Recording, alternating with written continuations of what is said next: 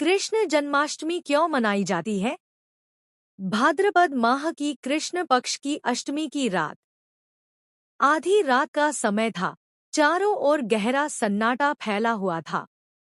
मथुरा नगरी के कारागार में भगवान विष्णु का 8वां अवतार श्री कृष्ण जन्म लेने वाले थे। यह वही समय था जब अत्याचारी राजा कंस का आतंक पूरे राज्य में फैला हुआ था। कंस की बहन देवकी का विवाह यदुवंशी वासुदेव से हुआ था। विवाह के समय ही आकाशवाणी हुई, हे कंस, जिस बहन को तुम इतना प्रेम करते हो, उसकी 8वीं संतान ही तुम्हारे मृत्यु का कारण बनेगी। यह सुनते ही कंस का चेहरा क्रोध और भय से लाल हो गया। उसने तुरंत ही देवकी और वासुदेव को कारागार में कैद कर दिया। समय बीतता गया और जैसे ही देवकी संतान को जन्म देती, कंस उसे मार डालता। एक एक करके 7 बच्चों की हत्या कर दी गई।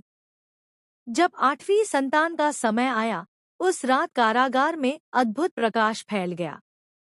स्वयं भगवान विष्णु प्रकट हुए और बोले, वासुदेव, देवकी, मैं तुम्हारा 8वां पुत्र हूँ। अब तुम मुझे तुरंत गोकुल ले जाओ। वहां नंद और यशोदा के घर मेरा पालन पोषण होगा। रात के 12 बजे श्री कृष्ण का जन्म हुआ। उसी क्षण कारागार के सारे दरवाजे अपने आप खुल गए, जंजीरें टूट गईं और पहरेदार गहरी नींद में सो गए। वासुदेव ने नन्हे कृष्ण को टोकरी में रखा और यमुना नदी की ओर चल पड़े। उस रात यमुना नदी उफान पर थी, लेकिन जैसे ही वासुदेव पानी में उतरे, नदी का जल शांत हो गया और उन्हें मार्ग देने लगी। वासुदेव गोकुल पहुंचे और नंद बाबा के घर कृष्ण को यशोदा की गोद में सौंप दिया। फिर वे चुपचाप कारागार में लौट आए और किसी को कुछ पता भी नहीं चला। इस तरह भगवान कृष्ण का बाल्यकाल गोकुल और वृंदावन में बीता, जहां उन्होंने प्रेम, भक्ति और आनंद का संदेश दिया। कृष्ण जन्माष्टमी हमें यही सिखाती है कि सत्य और धर्म की विजय निश्चित है।